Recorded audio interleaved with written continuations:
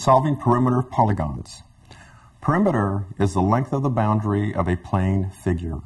Since a polygon is a plane figure connected with straight sides, the perimeter is simply the sum of the sides of the polygon. We have a polygon, triangle.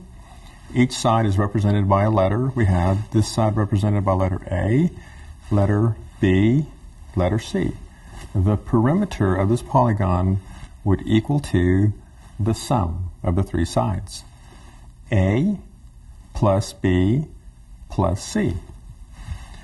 Our second model that we have is a quadrilateral, a four-sided figure. The perimeter would be equal to the distance around the shape. So we have sides D, E, F, and G. The sum would be the perimeter is equal to D plus E plus F plus G, the perimeter of this shape. Our third example that we have is the shape of a pentagon. 5 sides, so the perimeter of the pentagon would be equal to S1 plus S2 plus S3 plus S4 plus S5. That's how you find the perimeter of the shapes. The perimeter of a rectangle. Looking back from what we've learned before, we know that in a rectangle, opposite sides are equal in length. So what we have here, the length of this rectangle is 6 inches. The width is 3 inches. And again, what we have learned previously are that opposite sides are equal in length. So our formula to finding the perimeter of this rectangle would be P for perimeter is equal to 2 times the length plus 2 times the width. Now we'll substitute the numbers that we know. Perimeter is equal to 2 times the length, and in this case, the length is 6 inches, plus 2 times the width, and the width is 3 inches. Okay, now let's do a little bit of arithmetic. Perimeter of this rectangle is equal to 2 times 6 is 12, plus 2 times 3 is 6.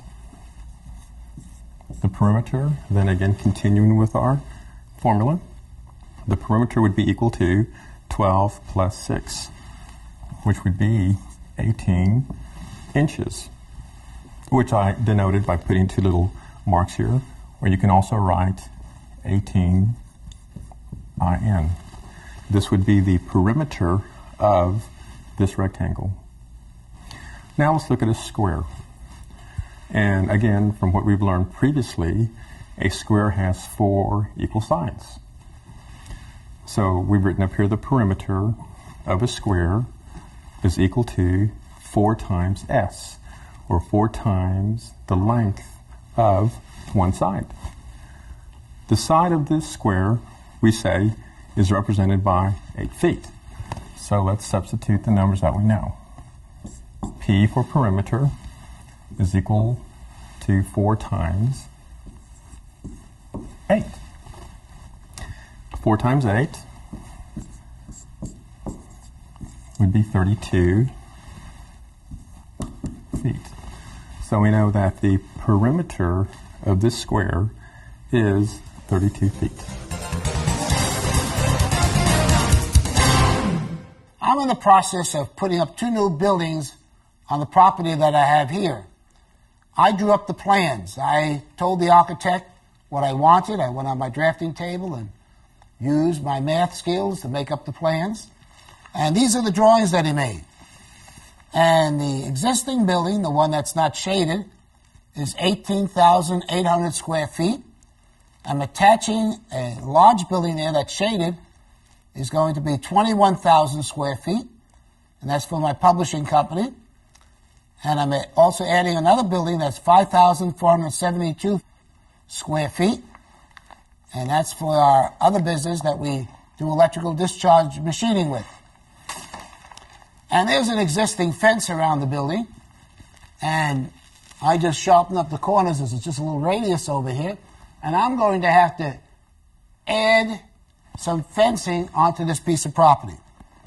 And so the perimeter of the fencing equals, I just have to add up the numbers. And we did that already before. It comes to perimeter equals 1,275 feet.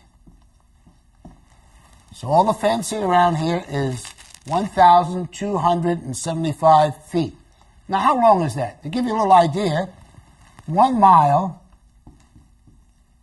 equals 5,280 feet. So what I'm going to do now is divide this number by 5,280 feet, which gives me a little idea of the distance of that fence. So divide that by 5,280, which is 1 mile, and that equals 0.24 miles, or approximately a fourth of a mile. So this whole fencing is 1/4 of a mile, and if you walk around it 4 times, you'll walk 1 mile. So it gives you a little bit idea the amount of fencing that's going around this property. Please pause the video now and complete the problems in your workbook. When finished, press play, and we'll continue with the next lesson.